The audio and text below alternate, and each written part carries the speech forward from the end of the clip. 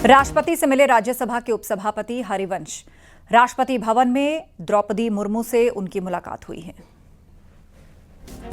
तो तस्वीर आपको दिखा रहे हैं, राष्ट्रपति से मुलाकात हुई है उपसभापति की हरिवंश और राष्ट्रपति द्रौपदी मुर्मू से प्रेसिडेंट हाउस में ये मुलाकात हुई। आपको बता दें, उपराष्ट्रपति जगदीप धनखड़ के इस्तीफे के बाद वो कार्यकारी तौर पर ये काम करेंगे जब तक कि नए उपराष्ट्रपति का चुनाव नहीं हो जाता। राष्ट्रपति ने उपराष्ट्रपति जगदीप धनखड़ का इस्तीफा मंजूर कर लिया है। हालांकि जगदीप धनखड़ ने अपने इस्तीफे की वजह स्वास्थ्य कारण बताए हैं, लेकिन राजनीतिक बयानों का सिलसिला इस पर लगातार जारी है। विपक्ष के सवालों का बीजेपी ने भी जवाब दिया है।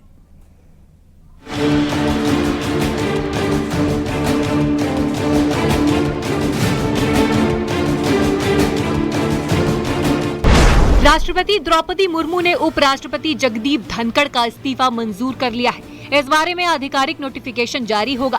सोमवार शाम को ही उपराष्ट्रपति जगदीप धनखड़ ने स्वास्थ्य कारणों से इस्तीफा राष्ट्रपति मुर्मू को भेजा था। राज्यसभा के उपसभापति हरिवंश सिंह ने उपराष्ट्रपति के इस्तीफा के बारे में जानकारी दी। Announcement by the chair.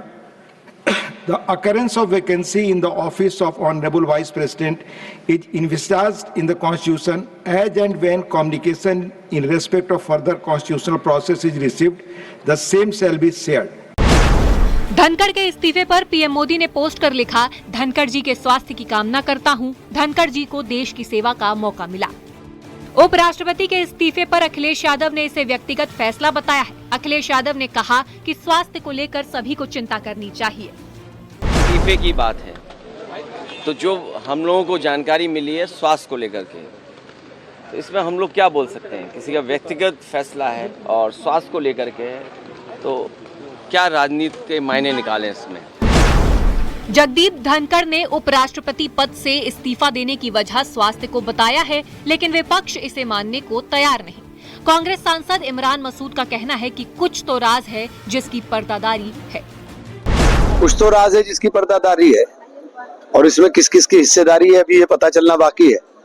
तो ये सब चीजें पता चलेंगी तब सब खुलेगा, क्योंकि स्वास्थ्य कारण नहीं हो सकता है। अगर स्वास्थ्य कारण होता तो सारा दिन काम कर रहे थे, तो स्वास्थ्य का तो कारण नहीं लगता है।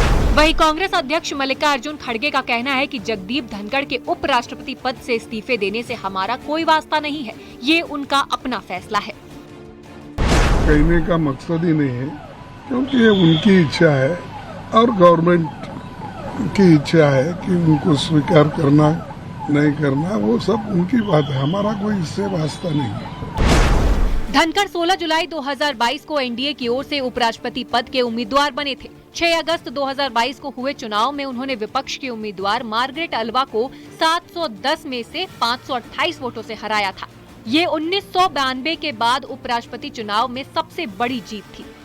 Bureau report, news 18, Uttar Pradesh, Uttarakhand.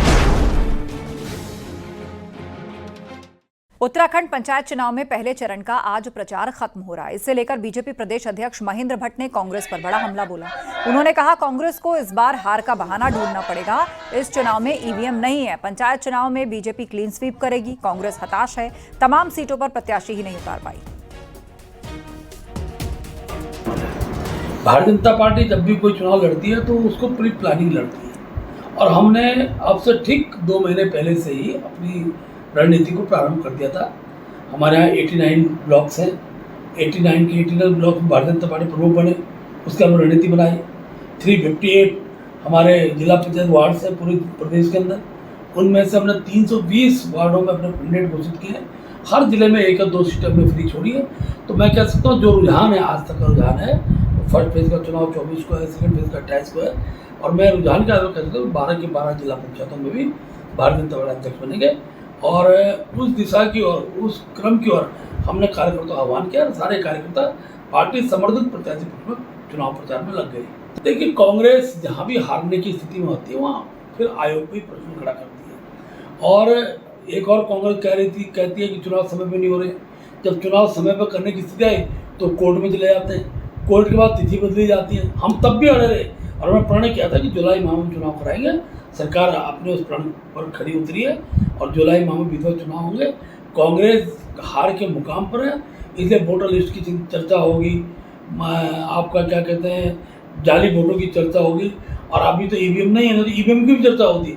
अब तो बैलेट पेपर से मतदान होगा, बीजेपी उसमें जीतेगी।